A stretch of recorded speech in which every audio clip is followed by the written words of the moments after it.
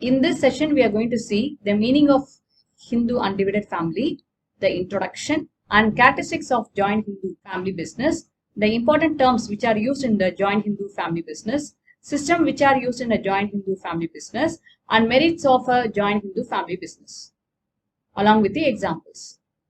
So, the Hindu undivided family is a precise kind of a business structured found only in India. This is one of the classical method of business structure in the nation. It is administered by the Hindu law. The source of membership in the country is birth in a family, and 3 consecutive generation can be member of the company. The business is merged by the head of the family, the eldest member. He is called as Karta.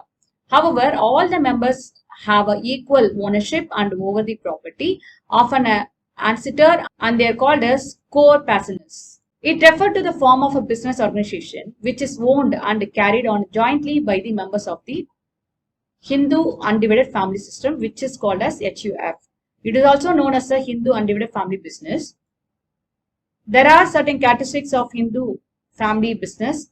They are formation, liability, control, continuity, minor member. Formation. There should be at least 2 male members in the family to form a HUF. Ancestral property should have been inherited by members of a HUF. All the members enjoy this property and have an equal share in that property. Thus, any child taking a birth in that family becomes a member of HUF. There is no requirement for any kind of agreement to become a member. Liability. There is a limited liability of all the members and co-passionists in the Hindu undivided family system. All the co-passionists have equal rights and share in the property of a Hindu undivided family business. The Karta has unlimited liability. When we see the control, the Karta is the person who has full control over the Hindu undivided family business. The Karta can take a decision and advice from all the members, but he is not bound to accept the decision whatever is provided by them, because he can take his own decision. When we see the continuity, after the Karta is deceased, the very next eldest member in the family take up the position of the Karta. The business can be divided and end up by the mutual consent of all the members in the family. When we see the minor members, the person who has taken a birth in the Hindu undivided family can be a member of the family business. Therefore, a minor can also be a member of the family. The family who runs and carry on the business organization.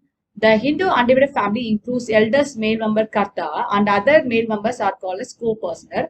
So first of all, again I'm telling you who is a Karta. He is the person who is head and eldest member of the family. The Karta is a person who has full control over the business activity. The important terms which are used in the joint Hindu family business. Ancestral property. It is the property of a forefather and ancestor and over which the member have equal rights. Co-personers. It consists of proprietors and 3 lineal descendants. They have equal ownership and over the property of the ancestors. There are 2 systems, that is Dayabhaga system and Mitakashra system. What is called Dayabhaga system? It prevails in the West Bengal and Assam and allow both the male and female members of the family to be a co-passionists. A son gets right in the ancestral property only after the death of his father. Mitakashra system. There are 4 sub-schools, namely Banare, Mithila, Maharashtra, Bombay, and Dravida or Madras school. The application of schools of Mitakashra is region-wise. Mostly it prevails in most part of India except West Bengal. It also only the male members to be a co-partners in the business. When we see the merits in the joint Hindu family business, it is a effective control. Why? Because the Karta is the only one eldest person who will be taking a decision. Though the members can give their own suggestions to run a business, though they can be a part of the family business, as well as the young person and minor who were born in the family, they can be a part of the business, but the Karta is the person who will be taking a final decision.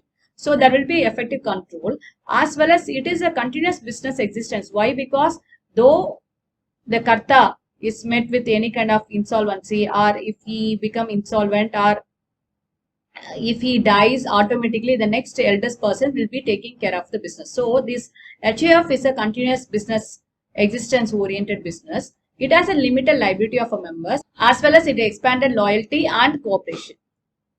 When we see the effective control, the Karta has a full control over the business activities and take a decision quickly. No one can interfere in the decision of the Karta as every member is bound to accept his decision. Hence, it avoids clashes among the members and result in a very speedy decision making. And continuous business existence after the death of Karta, as I said, the next eldest member take up his position. So it does not affect the activities of a business. Hence, all the business activities are done smoothly, continuously without any threat. Limited liability of a business, as all of the liability of a business restricted to the extent of their share in the business, but the Karta has limited liability due to his complete hold on a business. Hence, in case of dissolution of the business, Karta's personal assets and his share will be liable. When we see the expand loyalty and cooperation, all the business operations are carried on by members of a family jointly. So this increase loyalty and cooperation with each other without any problems. Therefore, all the target of the business can be achieved by the cooperation among the members and the Karta in the family. When we see the limitation of a giant Hindu family system, it has a limited resources. Why? Because the particular family only will be running a business. So whatever may be the plus or minus, they have to take care. Unlimited liability of Karta. So what do you mean unlimited? If there is any kind of a sudden losses arises, or if there is any kind of financial problem arises in the business, HUF business, ultimately it fall on the Karta's head as well as the family members who are taking care of the business. So here, all the liability are unlimited. Dominance of Karta, as we discussed that even though the family members and the minor can be a part of the business, even though the family members give their suggestion to run a business, ultimately the Karta is the final person who will be making a decision. So here the Karta sometimes he may act as a dominant person. Limited managerial skill, as I told you that Karta is a person who will be making a decision as well as the members in the family will be giving a suggestion. Here decision making, that managerial skills are depends upon their personal skills. So all the members of a joint Hindu family totally depends upon the ancestral property due to their limited liability. Many commercial banks resist extending the credit limit due to the weak financial position of a business. Hence, this will result in the limited expansion and growth of a business. When we see the unlimited liability of a Karta, all the most important decision making of various business activities are taken by a Karta, but there is a disadvantage with the Karta that he has unlimited liability. Hence, all the businesses debt are paid by using the personal asset of the Karta. When we see the dominance of Karta, as I said, the Karta take all the decision individually and manage the business. He also involve other members in the decision making, but the Karta is not bound to accept decision whatever provided by its members, which may create a conflict between the Karta and other members. Limited managerial skills. Sometimes the members suffer due to unfair decision taken by the Karta in respect of the business operations. Unfair decisions are taken due to the lack of managerial skills. So the Karta cannot be knowledgeable or proficient in all the business management functions. Nowadays, the joint family business is declining due to the decreasing number of joint Hindu families in the nation. So let's see some of the example of HUF. Number one is Mehta HUF. So the name of HUF is called Mehta. The Karta is Mr. Ramesh Mehta. The business what they are carrying is real estate investment and rental income in Mumbai. The details are the property was inherited from the ancestor. The income from the properties is filed under the HUF income. The family decisions are made collectively, but the Karta has final say. So the next one is Agarwal HUF. The Agarwal HUF, the person who are in charge of taking care of this is Mr. Sanjay Agarwal. He is a Karta of the Agarwal HUF. They are taking care of a jewelry business in Jaipur. The details are the family business run the family jewelry business for 3 generations. Sons, daughters help manage the stores. Income and expenses are recorded under the HUF account.